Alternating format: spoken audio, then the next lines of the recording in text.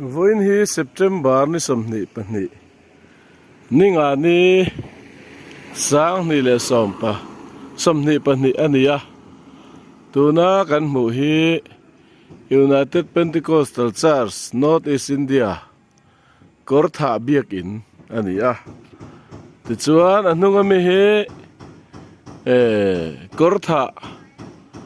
missionary quarter ten Sunday School Hall tour ni bok chumi turatan chuan UPC North Mizoram District Pentecostal Youth Department ten an sak ania fit som ni le palibia ni en nalve vo takmai ni ti chuan reng dil bial to Pastor Reverend Cyril Tlan chua hovin reng dilami Pentecostal Men Department tenen tin helaya kortha hian PYD ten tirko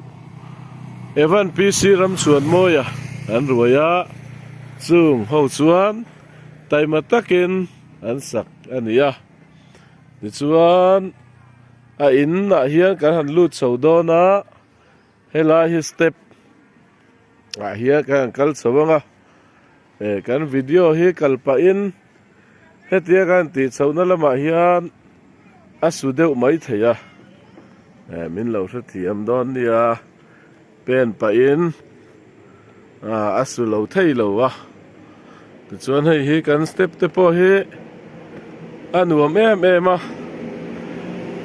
North Mizoram District PYD te hian hun rei tak kortha hian rong bol na alo nei to a ti chuan tha thla hau lovin rong an bola ti chuan biak in te loading ta a quarter te an loading a tin biak in thadeu mai te kan nei thei te hi kan lom le maya district PYD suai tu te le lo thok to zong zong kan missionary te chunga po lom thu kan soya voina hian hei reng dil lama tangin kan PYD fel tak mai kan dula te hei kholum nuai a mei ten lo chema tiang chuan hei voina kan ei tur sa chi sang le purun te lo in cho pol nuai tau mai he lama po kan nula ten purun ten lo khea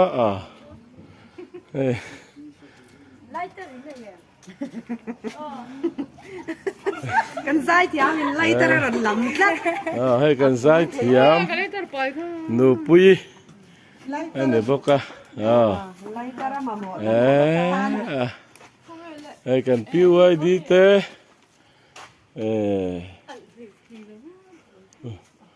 mamin mấy chem al lei thei lo sai te na ni te duati du dui mo nâu tây lệ du dui hey nâu tây thì là giống mẹ cả chưa nghe tên du dui te hey chú pen net là mà kan sửa về đó nó vàng in biak in chung te po hi kan han la ve nga heng biak in te hi tir kau so te omlai sakhania ti chuan hei biak in sir vel te po hi fan ual fan te district PYD te nan da ti chuan hei biak in nuam tak mai kan na ya ti chuan quarter kan la hon lo kan hon tur hi thla kan han la le photanga ti chuan abak chu kan hon nuwa kan hon chun zom le don ani ke kan quarter hon tur chu nia ki kan nai sot le to mai he ta hen no te anh đi em khao mail po ka mu thei lo o ni aku ta lo sila chuan khi kan quarter hon tu reng lai te po hi kalkong step siam te po ngai do na hei reverend silal tlan chua hovin ha takin hela hian nan thoka a hei varanda a heng lai te I chan lo rem clip clip ani nuai lam te poi bel chian adol hle mai tin nuai te po hi han ping leila nget sotang tail te poin a hei chak lama hian kong alu an ring ani hi tiang chuan hei he tiang hi kan quarter hi a theo neu lo khop mai tir ko quarter kan ne ya chona chapol tak ani ome hei kan pastorin tui lampang ani zi nga changin alova thok phaya kan tir ko ne hianin anin chun khop mai tai mak lama an se to chu thla theilo khuwa durma chuani an thil se an thla mai lo ni yang chuan thiam thil chi sang nei ve in helaya kor tha hmuna mi han bei puya ma an han la a hang kan tui zem da na te hei septic teng te eng kim mai thatlip thlepin kan nei hi avan lom om em te kha kan report phasa chu ni ro se hello ome voi la hian voi ni September ni som ni le pani sang ni le som ni pani ni lai tho tran ni ania PYD non Mizoram District 10 kor tha hun rei tak mai rong bol na kan nei to a chuan mi thanem ngai tak te missionary po helaya tirko inge mozak om to in biak in te tundin ani to ti chuan tun huna hian evan pc raram chuan moya anom le ani kai suai na nuaya quarters tundin ani le ti chuan malatu sumle pai lampaka malatu North Mizoram District PYD te ni in North Mizoram District PYD ten ma an lak theina chan chu North Mizoram District Pumpuya kan PYD member ten sumle pai te tho in kor tha tan hian thei top chu in ma an la ten nu le pa te po in bial tina in khom puya te appeal te nei thinin kor tha rong bol na hi chu chuan article thina ten chu ba ka chuan reng dil biala kan pastor lu to zong te le tu na lai mek hei reverend silal tlan chu ani mystery tak mai le mi tai ma ti to chu ti tak mai thil du luk tak mai nia quarter anan saka po hian chu alang thei ome ten bial chung mi puite thei top chu in tranan la bial chung tir ko te ten abik taken reng deal lokala Pentecostal main department te point thei top an chu ani ti te kan lo mu thina voina hian chung te chu tlang pui zor zorin kan soya lom thu kan soya ni ti chuan pathian tu thiang lim ka chiaranga ka tong trayanga ahon na hun hi kan mang ha langa ti chuan in chunga kan lu tanga in chunga kan lu nuwa technical report te ten hei farnu lal nun tluangi kan PYD zai rong bol chinomani in zai rong bol langa ten kan pastor in hlan na te thu cha te chula ti ang te suyanga ten kan evangelist kan tir ko evan PC lo ram chuan mo yan technical report te a pe anga chuan kein hun to mal som trong trai na in karon chin ve le thung do na ni chu voina kan hun man dan tur ani pathian tu thiang li mi lo ngai tlang sam number za som ni le pasari na chang khat thu hi lalpan in sak lo chuan asatu te chuan an thok rim thon mai ni lalpan khopui von that lo chuan aveng tu chu ameng thon mai ni ti le tu fing te number som paruk na chang thum thu hi ina te chu lalpa kol ti ro ti chuan i thil ruam man te chu ti nge ina omang ti he voina kurtha khua a tir ko quarter hon ni a hian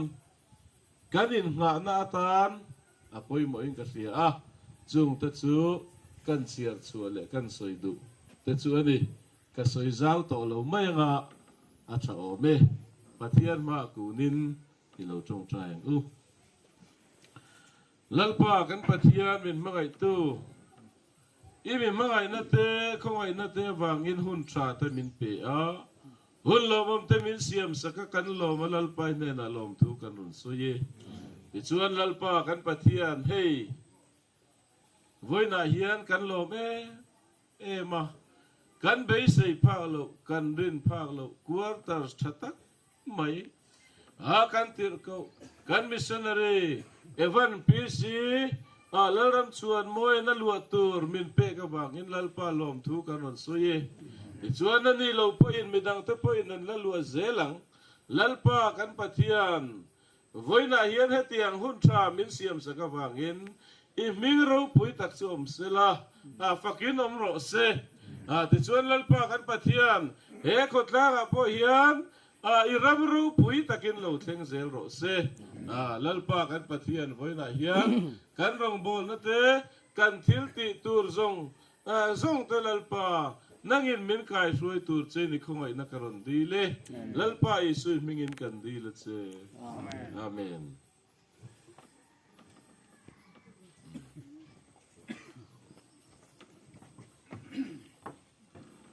tu na chuan quarter son na hello nei to mai nga a tha nge voina hian ke reverend silal than tluanga UPC North Mizoram District Treasurer hian pathian le ko ran ho ten mo purna min pe gangen he kortha tir ko quarters tura sakhi pathian ro puina tur te lali suwa ro puina tur mi ten sandam na ro pui tak an chan na man ruwa alo ni thaina turen UPC North East India property pakhat lo nia UPC North East India North Mizoram District quarters te zinga pakhat lo ni turen lalli suwa Krista hingin kalong honge lalpan tam takin mal som ro se amen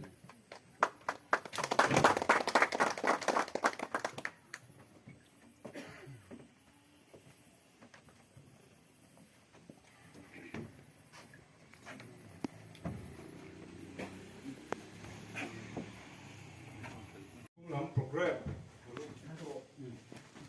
chẳng hạn lễ mấy ngã trâu mấy em với nhau qua cả phần nó program cái nó mong thấy khi lộng hết mà ya cái tỷ ruộng lên hay biel xuống à đồng bộ quay một tắc tắc thế lễ biel pon làm trăng thế zol nom biel làm trăng thế với ni có thà qua cả phần nó program rồi sim tu ra đầu câu thế lộng hết cái gì à tin số tiền ruộng lên biel xuống tiền cầu te phê te po kanan hu le zela alom hei kan sia when you can biel podi ai open lom thu kan sei du ni se change chuan ma sa kan sei le du chu when you don't program ai hi district PYD te phalak na ani angin district PYD president ina ahon tur ania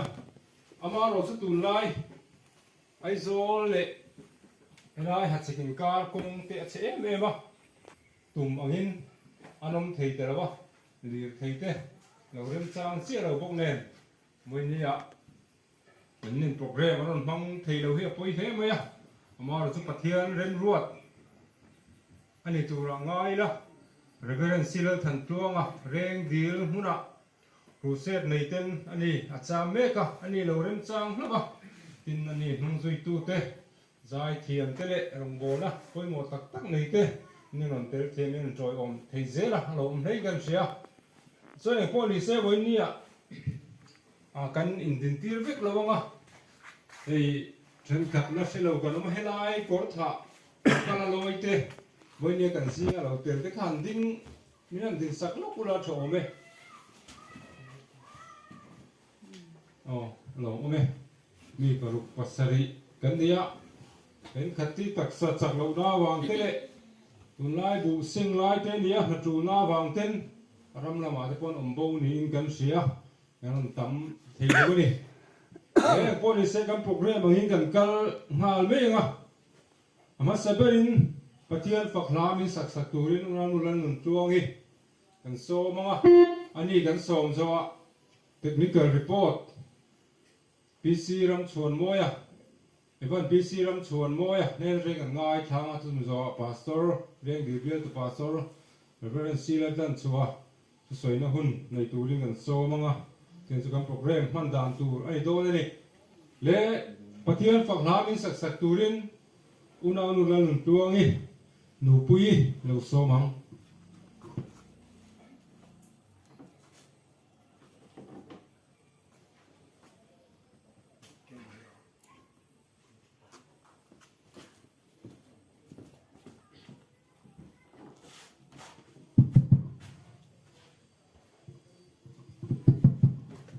ngày paro bùi nan san sin sa phong kín tỉ là sáng nay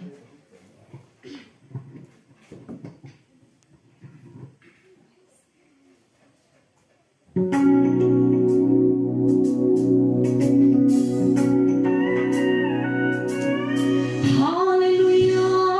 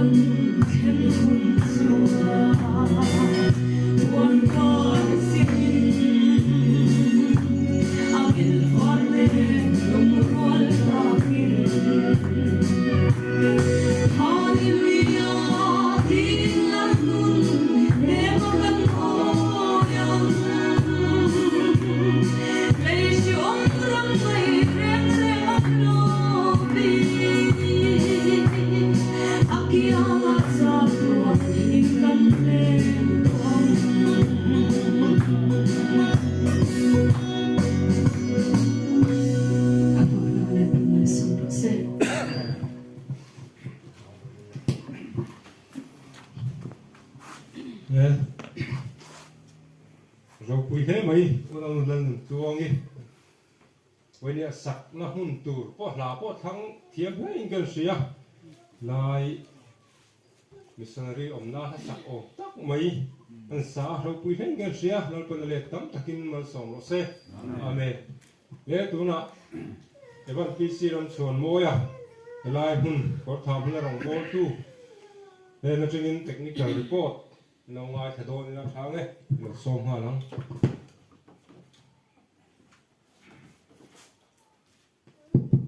lalpa pakinam ro se lalpa yesu mingin chipai kabu chewa chuan hei technical report hi kan lo tho to na chuan paper print ne kan han sem thap thri na ma ro chu tun trum ro ka puai tuka tilaya khotla nga chiat neu no te kan tok ne tilai kan pai man lawang ti kan lau si ne thua ka von sa a soi ne ron soi don zo ka ang mo sin na chuan shuai tu te le bia shuai tu te ne na ro chuan zia ke ro kan la submit chu mai don kan sia a sun te kan soi masani sela te chuan ilaya district PYD in ma alak na ni a district puin thok em boka ti chuan kan mamo ang te kan thlena masa in hetiam ang quarter mel temin mu pui tu ti mai te ang hetiam anga quarter na tok mai te satu ro man na min siam pui tu district board PYD der kan shuai tu te chunga lom thu le pa yi so mingin kan soi masa du a ti chuan chumi mai pia lama nin ro man na han siam wat po ni sela heti lai bial te a thok tu ber te kan ni a bial PYD te le department PMD te tin chu mai pia lama an ngam tlak ang te LED te ne lam chenin kan buai tang le maya pavalai po ilaya nin hi mat main ron thoka ku howin PYD po chu tiang tho tin local PYD reng til pon bang chung lo chu tiang ang chu ni a tha le zung senga ilai quarter sa thok tu zung zuk te chunga lom thu le pa ni swimming kan soi le tu a ti kan bial tu pastor in ti hian a structure hi an draw nen ania ani hi structural engineering ka ti thina ama point du lo mai thai ama ro chu ka ti lo thei lo hi ka ti thina a fel fai mani thilan ro man to hian chon ka ring mam ma tilaya ke chuan eng po ti do ne la ka fo na patlan hi kan ti reng maya chu tiang ang khop chuan kan ti buaya a petrol man to tak ngi po la vin tilaya a ti ra tang to kling in min na tlan puya tun kling khan ai te vel te po min la fit saka tiang ang bial tu pastor kan nei hi alom oma ha dam thak kan ti a achunga lalpa yesu mingen tilai thok tu kan ni angin lom thu kan soi tak mewa ti chuan zol nom lama tangin chung te ka nai ti mai te nu le pa tak tak ka lo von ve te tilai an mel te kan mu ka lom le maya han ding he nge sela kan la ka lo mai the nu van te kha khong ain una nu van te ni hi una pa ren hak le na a te kan ti fo thin kami nu pui kami thian nu kha ni a ti chuan ka in lu na pa kha pathang khu ma kami lo din sak ve te se khong ain kalom ne mai boina mel kan mu thaya tu kin lama te kan so ma ni po ni hi kan tin zon rom bial lama tangin som na ni zan lama mi bi kan so ma chu min rom kal sak ve le kalom ne mai una po opi kami lo din sak se khong ain kum thum le thariat te mi mai khulai bi la kan thok du na anuam khop mai thok pui ha dam kha ka ti a ani po ilayan ron thleng chho thei hi kalom ne mai zon rom bial tangin khang ang kan tin tir ta te le ming bi kan han lam te chunga lalpa i so mingin lom thu kan soi le ni sela tha ange ti chuan kan tilaya kan biakin hi a kan quarters hi adung le wang hi fit som ni police som pariat ti ni a chu kan sak dan hi ni a ti chuan he tilaya hi kan han munga akwa ma una pa ma ngai sang om na pula ku hi nga ta nge mulen ti le te po ti zo na kan dong se thina helai hi fritz da na tur ani mai le thing chu ma har ro thilan tur beram no khoi ange om tin dau khan wen le local te pon khalai kha kan la nei lo ni ti kha ala ru ga ni ti te po a ril ru a hon tai la thai gan ria ti chuan solai una pa ma ai sang an hung chia son bathroom a oma so tu a chunga tui her ho thai kin kan siama ti chuan fit sari in pindan kan siam ko ka pindana khuan tuk ver pakhat a oma tilama to bol tuk ver pani tilama pani kan tuk ver hi fit na fit thum in a dimension hi ni a chuti ang chu ti chuan he tilam thang lama hian fit ni lechan ve fit ni don fit ni lechan ve borvel ang kan zau kha a hei hilung len changa jam puitlang dung han hoi thak a riru han ti thoven nan te kan bil to pastor ne na kan soya anin dian itiang utia minan rem ti sagalo bom le maya hei thoven maya chuan veranda oma veranda po hila chhun zo langa ya solai asklop de election kan la khoi man lawa ti chuan tha lu zong hi za som nga thaza som nga borvel hetilai hen kan seng lu ta ti chuan sum kan man dan zong hi cheng nuai thum le sang khat le zau som li in kan sa zawani ti kan thleng thai ni ti la ya kha kan report du a chung ang te chu kan technical report a ki chip chiarin enge ka tiang handle vuan ya socket ball vuan ya ti vel kha chu chip chiar takin kan pelo ma yanga ka tiang khana tang pui thuakin han soi ni sela tilaya tha le zung seng tu te mai pia lama hei parda moi tak te kan hua hei hi unau pa lal rin lian a tlaw baira bi mi in thon leo in min pe ati chuan unau nun tein zamuang PYD nula fel takin min han thui saka thonin ti chuan unau pa ate te zon lom khan tilaya rangwa te kan mamo ang dam chera kan zuk bazar chu ta chuan motor a thonin min man tira tilaya min da khen sak khaban manin min an lo sak bogani kan bungro te ti kha kan soi du a tin tilai kho chu nga hardware dor te kan dor na sa voinian hmel mulo ma ila mi red lo ang deu min lo pe thin te kan lom maya chunga lom thu kan soi du bokati chuan hei carpet hi kan muanga unau nu ma pui baira biami bokin bethela loi khuan min tum saka cheng sanga min ron pe chawa kitchen hi pindana son azat ve chin vel kan pha tel boka ti chuan hei dokan moi takhi unau nu marsi baira biami min tum sak boka chutiang ang chu hetilai quarter atana kan thil pek donte kan han soi ni sela tin thil pek min pe tu te zong tha le zung min sen pui tu te ngai tu na min sen pui thin tu te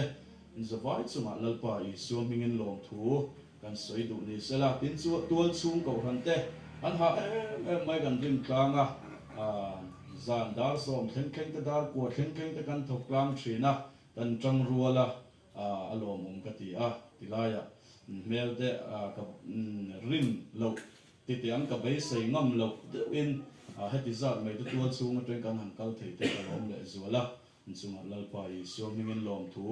kan soi le ni se thange ti chin kha kan report back thai ni sela thange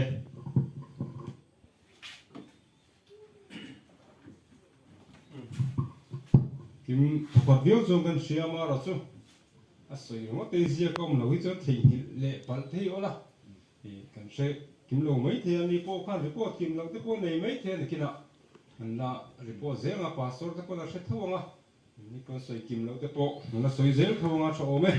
nei po ni se helai kor tha reng gil kor tha huna rong kan bol thei chan le helai huna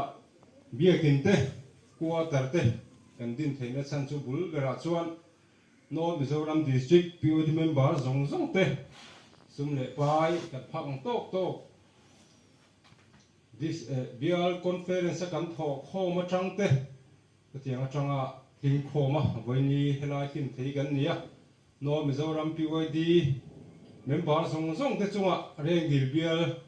PYD min lom thu kan soi ni chela tin helai quarter adin theina tura ril ru le ngai to ra seng tu te te mai tiang ti sik board member bial PYD shoi tu song song te le di sik PYD shoi tu te kau san pui shoi tu te hena lom thu kan soi tel nga li box sela a chome le tu na tu soi na hun nei turin bial the pastor reverend si la tan chua ni lo som ve leang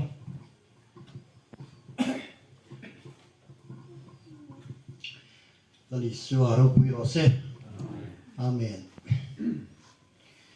Sang ni pel to lama, tianin kong frifo ni lovin, kau quarter san pak tokin kanan buat sa ivea, kau san hau tekan lom he mea lom po kan tiya, tichuan he mi kan weekend te na turata na. Don soi tong khan district PYD in helai mun hi kiu biak in te po khu an ron sak vek na ya ni ron kal thei lo ma sela sum le pai ni ron sang sun saka tin chumi mai pi lama lai reng dil bial po hi amoi thi pi chuang lova reng dil bial hianin budget te da in lai quarter sakani thina turata na hian chơi tầm lúc tục lâu tới chưa lâu về thì cái bộ kha kan thái lằng tel hoa tin hay lai ai kan tiệt cậu tê lệ cậu xuân hậu tê kan oma cho cái chúng chuan nung ruột takin bị khai ruột takin mà ni na chuột tóc tak kal sanin lai muna nat lang ho kan tia anan auto toran ni pan katani ti ria in nei tu tin nung pu in na tu te kal sanin me chia ne na nu nau nen kan pa kan tok theba tha kan tho quarters nei tu hi kan thanem le alom po katia cho nên kan tir ko thane mangaya ani poi BA exam me ka ti chiat ti te kan lava ma selal panatok te in ro rel tura kan ngai Suan helai mun kan man thei na turata na hi kan foi tu te district PYD lam te in ron hu pui nge sela kan president Genova nal ruat ta khanin khopui chu ngami te district board member ang te po ron som te po kan dua to ron ron in ruam man te kan tu mani ti kha minan rila chuti ni mek lai ero chuan hi camping te district PYD in camping center a chong ni nan nei le meka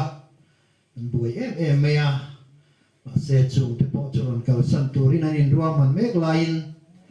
motor ken tur pikar te nia wangin anan in ro na khane lai sum driver te kanan pe number kal lo me ro wi om lu tu kang motor anti sanan kal ngam talawa chuti ani mek lain he laya kan bial chuma kan district treasurer Rasil dan keluarga ni nilai dan biar min uap lai tak kan ya ni lo rem chang no te hi pathian rem ruat ni le zela ni kan district pui ruai tu te nilai na kut minan thak sak te hi lo katia tin chumi piala ma chuan district PYD te po kan ti buai le cheng tam tak anda thi lova ata chu budget dro man pia lam thil ani to wa khan additional lam thil ania bang khanin maro chei kan bial atangin board member bial president uparela ani om venin to pilaya report te pe in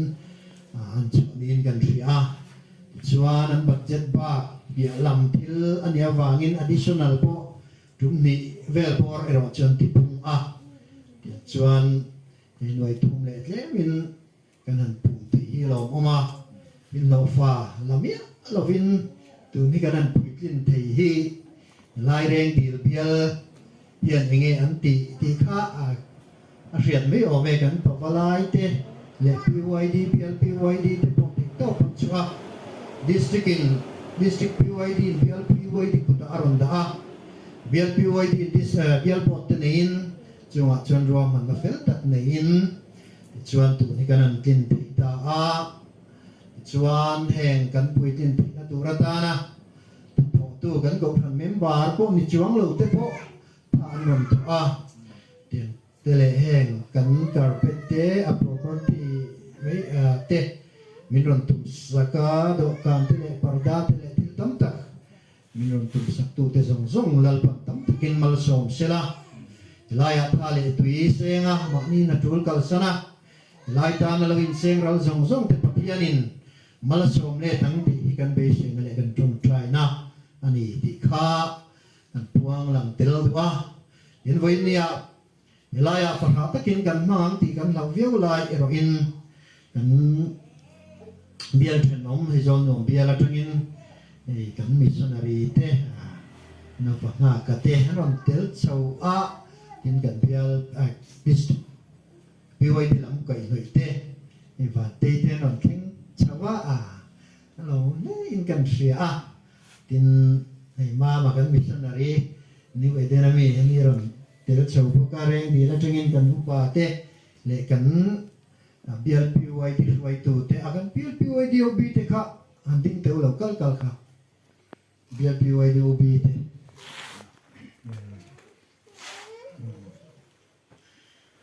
chuan kan nula pakhathi e rong bol la lama an omma kan quay tụ te chu kan din mun alia chuan lai muna hian hi kan tir ko in kan tir ko ten lo om to te pon ri na ruan kan vaya chuan hi thang khu ma anin in le lo te tir ko te min lua ti ra lo mon ka ria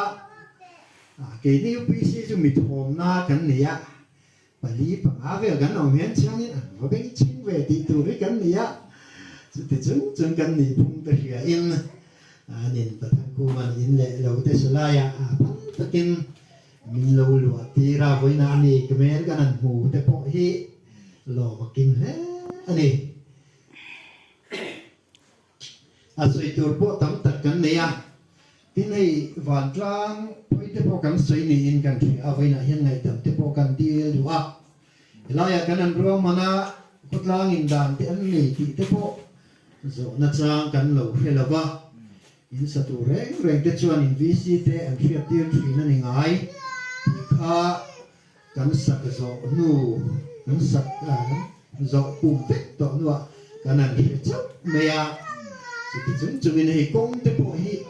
kan rin ai kan lo maya poi kan ti le meya hian ko tlang throi tu te ko tlang mit mei kan lo veng lova kan lo ron lova poi kan ti chu te po chuan ngai dam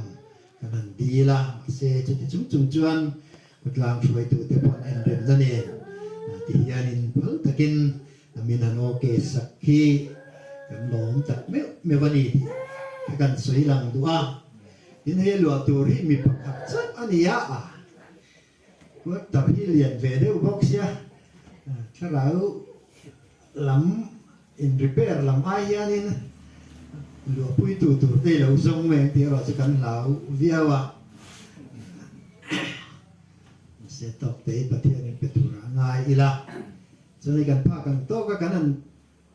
thì anh ấy tin cụt thì cần đồ lúc tục lém là va cần đủ lém đầu bốc ca thì to cái này tôi thêm cần chịu ăn mà mỏ tế bộ tắm ta cả ông mang hay lại property anh vắt cần nó để chịu ăn là va buat terkan ni cak ani ya cuma pola korang mai ro chu quarter om tu ran chi te fan te hi en lai kan ma motin fan point te ro kan da ani ya angin fridge da na tu te tiang khan ya hi tu theng te le eng po kan nei chuang lo bia kin tu theng te kan an lamot me ani a chu tiang nei tu ro chuan helai ya bul kan tran chap ani wa angin nei ti muna po kan da ding lo ma ro chu kan pa da mani te chuan chung te chu primary ni te nia kan na nei zelang ti hi to ka nga mi pa kan nia nge pentecost mi te kan nia kan na nei sam se đó na chú này bố ni sẽ lo tu phun chia là vin à khi bố ai lên trong cái nòng phun ông mà gần thu mày à chọn phun chia bốc là vin lửa sẽ là nghe rồi bố ai thì cái ngày sáng cái tí khác là ông mà hiện tượng chân cầu rằng hệ lai ông hậu tế bố thì đó vin chua các cái điều tin thổ lo mà tế bố hệ lai anh thằng biết mày doctor xong tí nó hoa anh tí thằng biết na cho nên connection hi tùy connection hi anh cần tí phải lại tế bố hi aman joy vết tu ra i free connection lâu turin i cái này nuôi sáp to chân chú free connection khăn khár to vàng in mà rồi chú tiền tu ra cái này ruộng mình lại mấy cả cho anh kan department PH lam department ten min khong aya free connection kan lo ti le me nge an nan tia kan an deposit te po pek le te po min ron tung ni in kan thia kan lo le me ya chuan karen free connection tranin bia kin ne na hin trom kan an ti tak na nga e di thap pi ko fran kan ni ya kan ti china chuan dik tak ti nga ye kan tia en connection te po e kan ti ko nan poi puya ol sam takin connection te po e kan an ni ya tùy connection hay so ai lóc so point này ya chuan kan nei mấy thế ya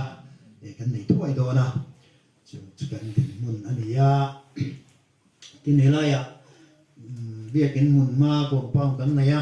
bia kan compound na quarter anong te po hi him anga chuang ti hi kan du tu sa mani ya chuan to ka kanan tin ya hian kan phak tok chunga kan district cái media lama te po in lo muanga kan district PYD kan district board member tele non Mizoram district PYD member zong te to long to ko ma he til hi puitlin kan nia winia hian elai bial nei tu tele elai korka reaching point te na kan ti to pa kan cho hi indu tu sa po king zo lo mai tia maru chukan pha to kero en rem na ne min lom pui tu ra kan ngaya phak to ka min lo en king sakturin non Mizoram district PYD member song te mi tia kal tlang hianin kan ngen tu chawani kha asoi tur tam tak oma tin te ka sen chu ka ti lain ai ka pu cho de zel me ya se kan soi ta de du ani chu nei le in te kan siama venia local com zong te chu ele in turin kan in bua sai nga tui mo tui lo emo kan ei in te hi ei district PYD lamin venia hot ni sen so po hi kan ron tum mange antia antile zel me lo oma chuan ni zara venia hianin ritram lovin kan om ti dona chu alai kan ti zo lama po thi kan in ko manga on te kan mang chho zelanga chuan ei te kan ti zo lama te chuan kan pei le en hodar le mai tura te po kan nga ya song chu ni ya to pera chuan en song kan puitlin ti na tura ta na ngai tu na le tha le tui te thok thia lung rual na tha te min pe tu le li suwa kan pathian chuwa long thu kan sei ani pathian ne na he quarter hi lanin trong trai na kan nei ange chung nung ber lalpa kan pathian ro puyeng kim ti ti tu ko vela kan chung in lalpa iram zak turin min ti a ram kan tun dina lalpa nang manen chung lo tur te mai na kan suai thik na tur atan ti in lalpa I chan chin tha ti kan thila chung I chan chin tha kan thila ko nga chuan kholai ri ngot arim chang thin lova chung te wang chuan lalpa kan missionary te na ruanan rem na tu in le lo te an mamua chu tiang tur chuan lalpa helai kor tha muna biakin compound na tir ko quarter store te to not Mizoram district PYD to min chuan helai reng dil pial le helai preaching point kan member te nen chuan kan pha kan to kin ti hian quarter te voinia lua pia min puikin pui awang in long tu kan thil che ni kan sakun chunga in ti pa na le har sak na lian tham om lova imi kai suai na le ven him na long tu kan thil che a chuan ei hilal pa kan pathian rin om tak poni lem lawang aman ruate ting mga sak ani a selal pa eng po ni sela nangin minhum him pui lo chuan eng ang harin ang po ni se him chuang lo ani ima selal pa nang mat min lo pui minhum him pui ro chuan eng tiang po ni selal pa nangit chen chuan der der lo fang ti kan bring ani he quarter selal pa nang man oplat lalu pui ang che alwa tu piang te polal pa nang man ang pui la quarter ahin lal pa nang mat harau zalin na lo thing sila tharawari de drum te lalpa nun beidong te nang ma mo tu titana po gluglu na tu atana lalpa kan patian intra ani phina tu ratan mal so mong che alwa pu tu piang tenang ma nong puin kai suela lalpa ka meite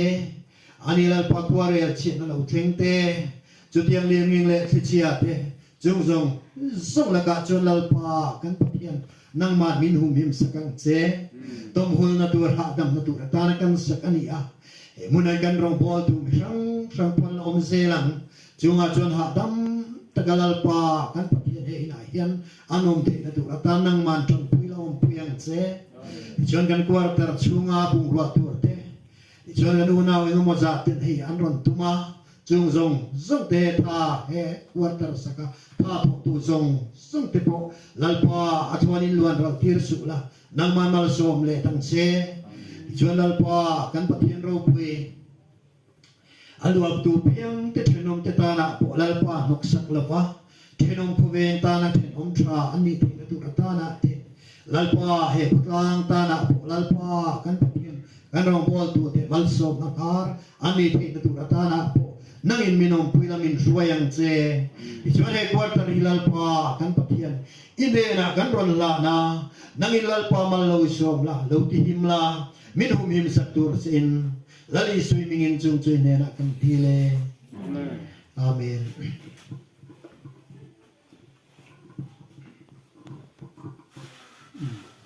thì con kan program chu kan zo ani ti maya sumi rualin soi với nia lom tu soi na ai zong zong ta soi kim huna nia soi kim te po a har mai thea ni kan soi le lo nga quarter sung sang di sik bo tina ve chung khan pastor na kan soi ta kan khan budget estimate siam sa te kan nia quarter sang tu ra ta ni budget da ani lova di sik la trang pon sum chuang bang te tam tok lova district board member a appeal nei an nia chunga chuan district board member te ro pui hle ingan sia cheng a sing dom dom mai sang li sang nga hanan chang chawa district board POD member te koinia kor tha pual atana appeal nei na sum le pai seng tu zong zong te na khan lom thu kan soi tel le ni sela a thome tin kan share dagin china hanan soi to a kho thang chu phu luma are thei ber po yam fish thei nei kan tung ve ka fish nei lo chona lei thei lo ni bera tin hei fan te po ala lawa amaro chu donate tu ran ni te pon ga sia ceiling fan ro hi chu fish thei kan na mo le mai e lai ko tha ko ta hian i kan ruwa da tai la tin hei sanalian ta tu po chuang lo ni tu tiang chuan hei ko ta sen mo sang sang ala nga khop mai a e donai e cột cắm độ này là vin đang sáng sáng cột sản member te in lâu xuyên tan tôm na cần xây lên đi xe cho ôm lẽ cần hun cần đi tôm đô nữa mà ô vậy nè rồi nó bia là mà trong buông chuông cái rong bò tu evan esa lal nga ka ô ni rồi tới cho mình ăn tin sakai này se ô rồi hôm nay vậy nè cần hun te